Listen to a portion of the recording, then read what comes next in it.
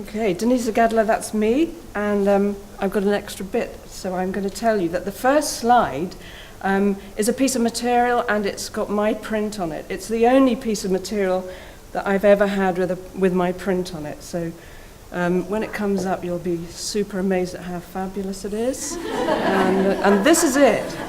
So I was a textile designer, and when I was at college, we were encouraged to do design so that we would make a living.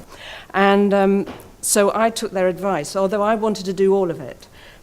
So it was very difficult. I was very confused about what to do. I went on to work with Courtaulds in Manchester and in design studios in London for the fashion industry before we moved to Scotland in 1980 to start a business and have 4 children. Not much time to do anything else until about 12 years later when I started doing community projects. So this is a big community quilt. And in the 90s, I tried to go back into textiles and worked with Paint and Ink in Glasgow, and then in Manchester with Manchester Artwork, doing furnishing designs, very limiting, trends changing every week. I couldn't stand that. And in the isolated areas and woodlands of Dumfries, you cannot keep up.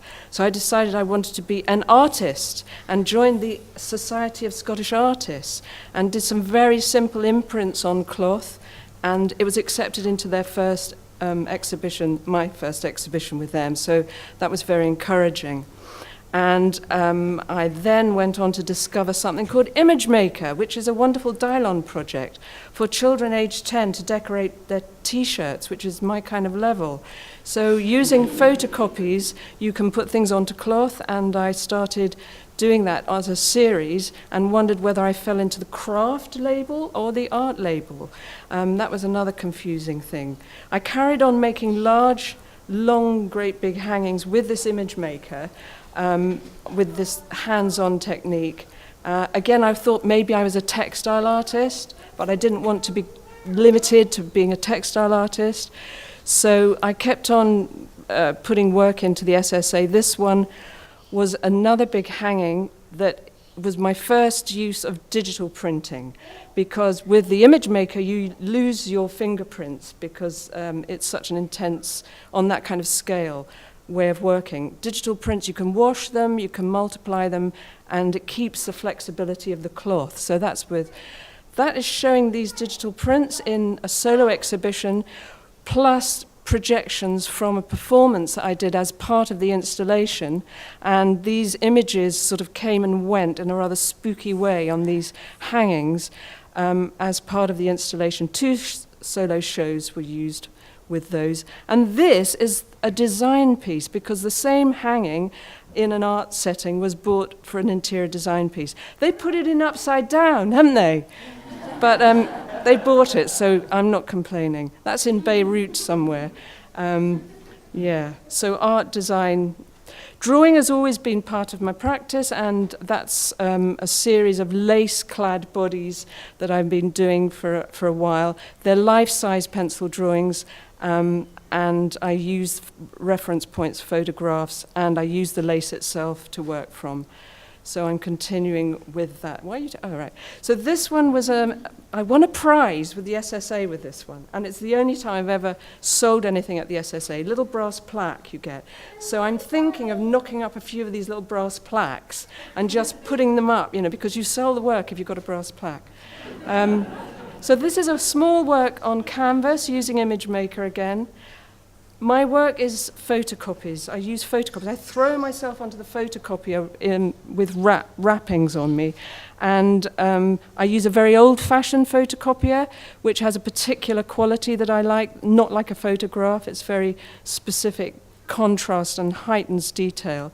I'm still throwing myself on the photocopier, but I'm including Michelangelo and putting some classical sculpture with it.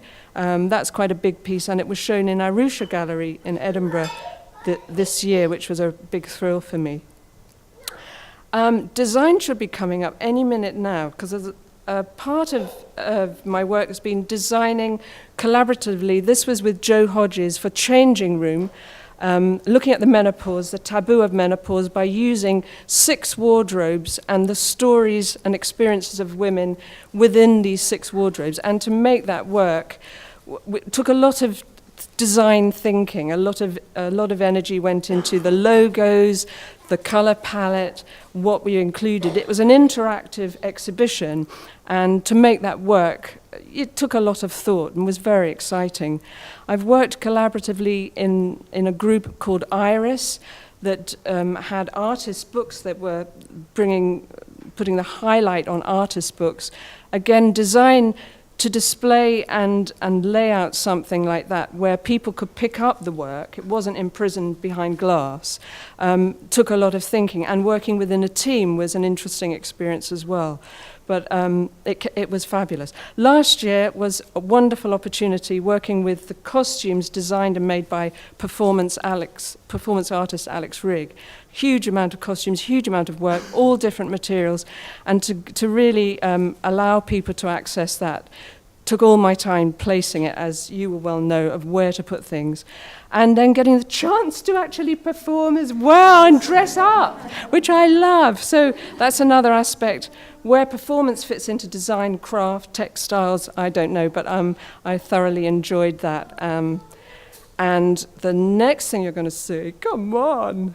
The pinnacle of my career, working with Fraser Gray, wonderful Fraser Gray, and Recoat for the fantastic opportunity of Spring Fling Rural Mural, upper scaffolding, spray paints, designing with Fraser, fantastic. It was one of the most exciting things I've ever done. And I want to keep my doors open and keep hopping across from craft, design, art, performance. And I want to keep my doors open and billow cloth in the sunshine. So thank you very much for listening, and I'm sure that must be the end.